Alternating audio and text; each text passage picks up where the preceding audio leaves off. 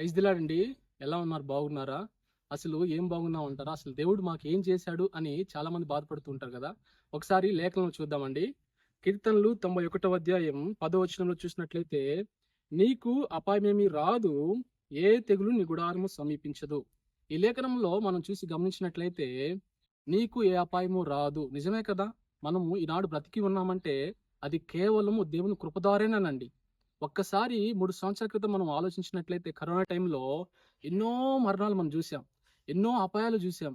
ఎన్నో మరణకరమైన ఇబ్బందుల్ని మనం ఎదుర్కొన్నాం. కనీసము జలుబొచ్చినా భయపడేవాళ్ళం. దగ్గినా భయపడేవాళ్ళం. మన ఇంటి పక్కన కరోనా వచ్చినా గూడా మనం భయపడేవాళ్ళం. కానీ మన గృహానికి మాత్రం దేవుడు రప్పించకుండా ఈ దినాన మనల్ని సజీవ లెక్కలో ఉంచున్నాడు. మరొక లేఖనం మనం చూద్దామా? అలాగే 91వ కీర్తన 7వ వచనం చూసినట్లయితే, నీ పక్కన 1000 మంది పడినను, నీ కుడి పక్కన 10,000 మంది కూలిన అపాయం మీదకు రాదు. నిజమే కదా!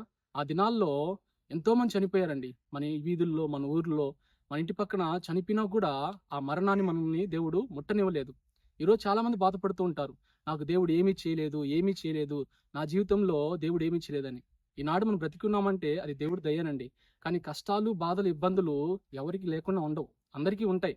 కానీ దేవుడు చెప్పేదేందంటే, నువ్వు నాకు మొరపెడితే నేను నీకు ఉత్తరం ఇస్తాను.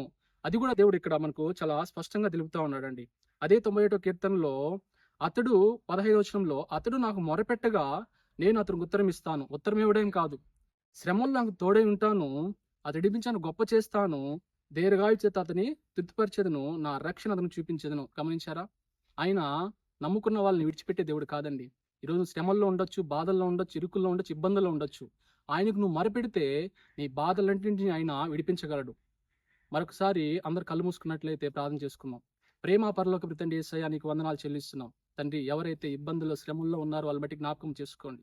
అయ్యా, ప్రతి సమస్యను, ప్రతి శ్రమను అయ్యా బద్దలు కొట్టమడుతున్నాం తండ్రి యేసు నామములో. ప్రతి కుటుంబానికి శాంతి, సమాధానం దయచేయండి, ఆరోగ్యం దయచేయండి. వాళ్ళకున్న ప్రతి సమస్యను విడుదల దయచేసి అయ్యా నువ్వే వారికి, వారి కుటుంబాలకి తోడు నీడగా ఉంటాను నమ్మి ప్రార్థిస్తూ నజరేయుడైన యేసయ్య నామములో అడిగి వేడుకుంటున్నాం నా తండ్రి. ఆమేన్.